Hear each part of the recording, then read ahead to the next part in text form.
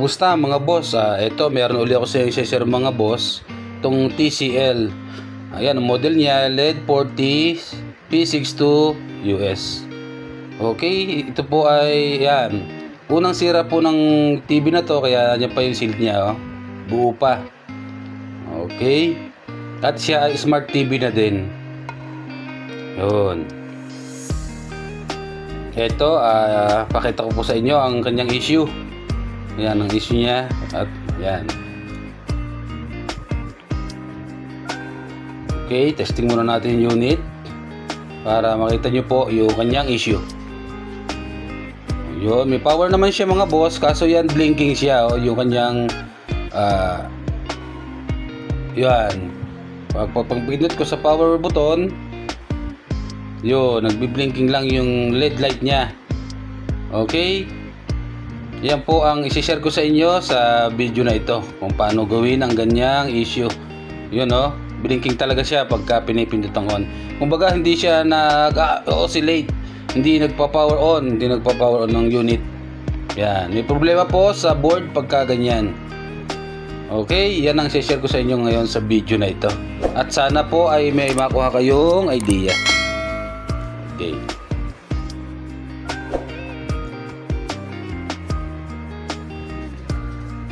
Yun, dito nabuksan ko na ang ating unit mga boss, ano?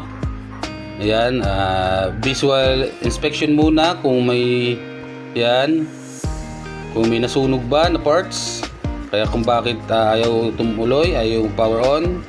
Yan, visual inspection muna sa mga parts natin. Okay, unang sira po ng unit na ito, no? Kaya wala pang hinang ang board nito. Tayo pa lang po ang unang makakagawa.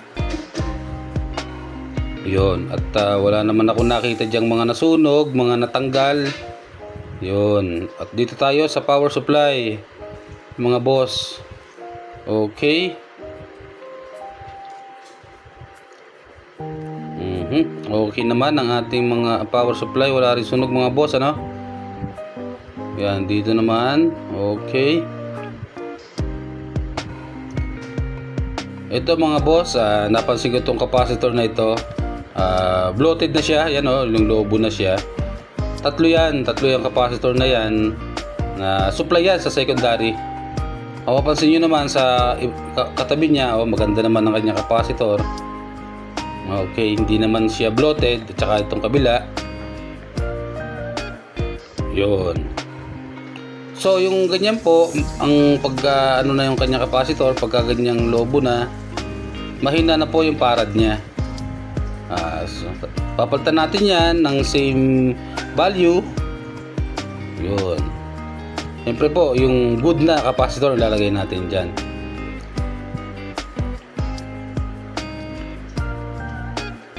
Yan o, kitang-kita po na talagang bloated na siya.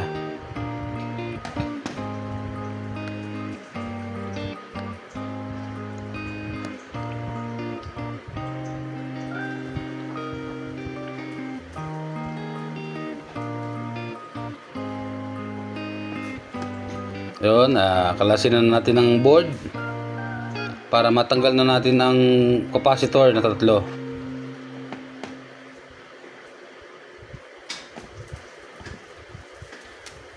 Kung kayo po ay ngayon lang nakapanood sa akin channel at ngayon nyo lang napadaan lang po sa inyo,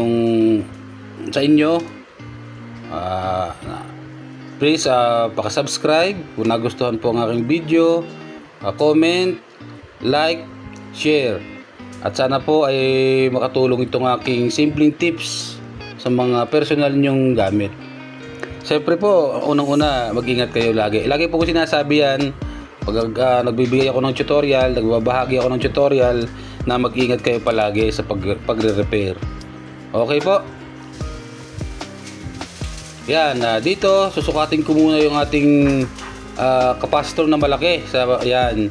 Kung may kuryente pa, kasi kahit po yan nakabunot na nag-i-store po ng kuryente yan, delikado po yan.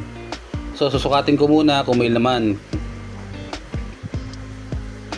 Minsan kasi hindi siya nagdi-discharge ng kusa, na-stuck lang siya. Oops, medyo ano ating ano taasan natin.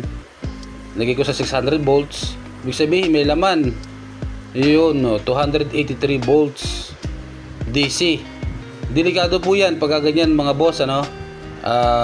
I-discharge nyo muna kasi makakuryente po kayo niyan. Pagka tinanggal nyo na sa board, mapapansin nyo nakatanggal na yung socket niya, yung AC cord. Oh, yan oh.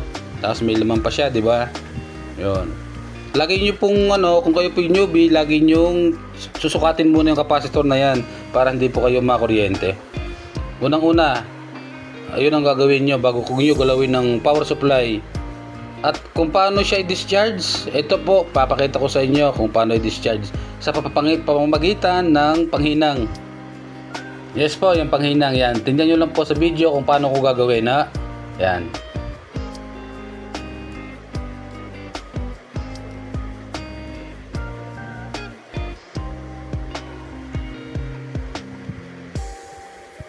Yun, yung dalawang ano ng ating yan. Yan. Itatap nyo lang sa paan ng capacitor na malaki para po mag-discharge na siya. Yan. Yung sakto lang po, yung hindi mapuputol yung ano natin. Ha? Okay? Ayan. Ganyan lang siya, mga let's say mga 30 seconds, 20 seconds, yan, mga ganyan. Basta ano nyo lang siya dyan sa mga paan ng capacitor. Okay, madi-discharge na yan. Diba kanina sinukat natin nasa 280 plus ang voltahe niya. Yan. Dito susukatin ulit natin siya mga boss kung wala na. Basta lagi yung tatandaan mga boss, pag kayo magagawa sa primary, ganyan ang gagawin nyo, ha. Magdi-discharge muna kayo sa capacitor. Ayun, dito sukatin na natin kung ano. Kasi siya na po, di nakita ng tester. Ayan. Ayan, medyo inipot ko na. Yun. At dito po ay yan. Ayan, medyo ibaba ko ang voltahe, 200 volts, naka 600 volts kasi. Ayun, at meron na lang po siyang 2 volts. Okay na po yan. Hindi na po makakakuryente yan pagka ganyan. Ano po? Yan, pagka ganyan, pwede na kayong gumawa sa primary supply. Hindi na delikadong gumawa dyan. Yun, basta ganyan lang po kung kayo magdi-discharge. Kung wala kayo ibang, pwede naman po yung resistor, yung bumbilya, or kung wala kayong mga yan at mayroon kayong panghinang, pwede yung panghinang. Yung nasa video ko pong pinakita, sundan nyo lang. Okay po? Yun. Sana'y nakakuha kayo ng simpleng idea sa pagdi-discharge ng mga ganyang capacitor. Okay, dito yan, magre-repair na tayo sa power supply.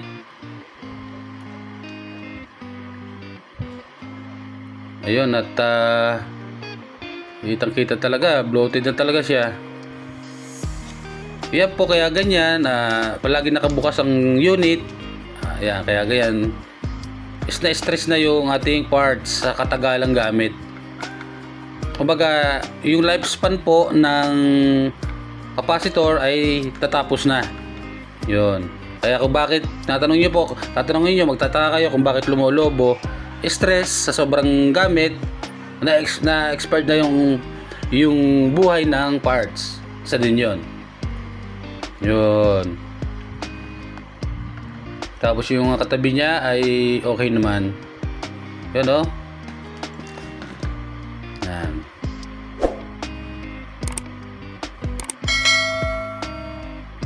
Thank you po sa magsasubscribe sa aking munting channel, Madam Boss.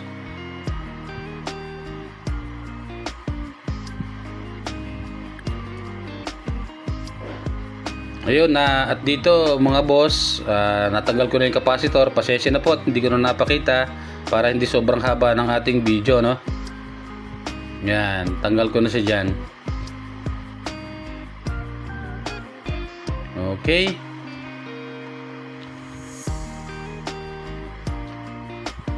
Malinis ang board niya, walang mga gasinong dumi. Yun, ayan, ito yung parts na tinanggal ko na, capacitor natin.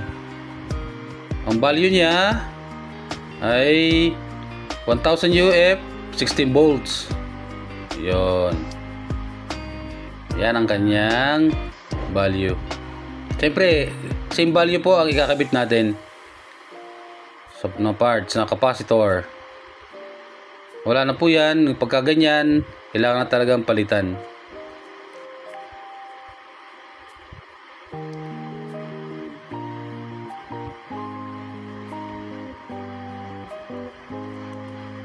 At ito na po ang ating ilalagay. Mas malaki siya pero same value naman po lang yan. Pares lang sila. Yan. Medyo blurred camera natin. Yan po. Inaayos ko lang para makita nyo yung value. Yun. 1000 UF. 16 volts din siya. Medyo mas mahaba lang siya pero same lang po yan.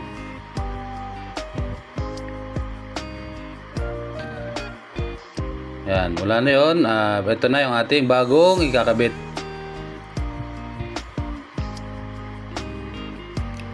Kung meron po kayong ganitong issue na unit na TV, pag pinower on nyo, blinking, di nagpa-power up, di nag-oscillate. Kung parehas po, ito, meron kayong guide, ano? Meron kayong reference. Meron kayong reference para magawa nyo yung inyong unit. Ayun. Dito naman, pinapakita ko mga boss, yan, yung dyan sa markings na yan, ibig sabihin po niyan, negative side ng capacitor. Huwag niyo ipagbabalik-tarin kasi puputok po ang capacitor. Yan. Kasi polarity po, yan, nakayan. Kailangan po tama ang kabit. Negative sa negative, markings, positive sa positive. Hindi pwedeng magkabaliktad. Yun. Okay. Nakabit na natin yung ating bagong pinalit.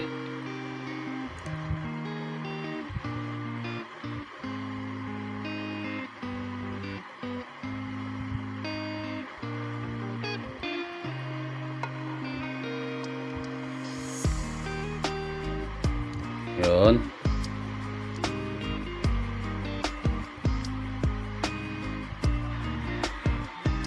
Yan, naayos ko lang po ang ating camera. At hihinangin na natin dyan yung ating parts. Pasensya na nga pala mga boss, ngayon ako nakapag-upload ng video. Medyo naging busy lang po sa mga nakaraang araw. Kaya hindi agad nakapag-upload ng video. Sorry po at hindi agad nakapag-upload. Ayan, ito. Ayan. Hihinang na natin ang ating parts. Basta tandaan nyo lang po mga boss, kung kayo newbie, huwag nyo yung pagbabalik na rin ng kabit. Sundan nyo lang po yung markings sa board tsaka sa parts. Okay, gayahin nyo lang po yung mga katabing capacitor kung paano ang kabit. Yun. Okay, double check para maganda talaga yung hinang. Kaya pag magkakabit kayo mga ng parts, hinangin nyo mabuti. Kasi katagalan, sa sobrang init, nag-ano yan, biyak yung pinaghinangan. Kaya, yan. Hinangin nyo po ng maayos. Okay. At dito, nakabit na natin ang ating parts. Good to go na po ang ating parts ang ating board kung gagana na. Yan dito, ayan. Yan, recap po ulit tayo, yun. At naikabit na yung ating capacitor. Ayan, tatakluban ko muna mga boss, ayusin ko muna para matesting natin ng unit kung gagana na dahil napalitan na natin ang capacitor, ano? Okay, takluban ko muna yan. Yun, dito boss, mga boss, okay na. Natakloban ko na, for testing na tayo, no? Sa ito, sa ating parts na pinalitan. Okay, yun. Karoon ulit siya ng standby. Sana pag pinower on natin, tumuloy na. Kasi napalitan na. Kung yun ang dahilan. Ayun mga boss, at lumabas na ang ating model TCL, ano? Ito, tingnan muna natin kung magtutuloy. Minsan kasi hindi natuloy hanggang logo. Ayun, lumabas na yung ano niya. Okay.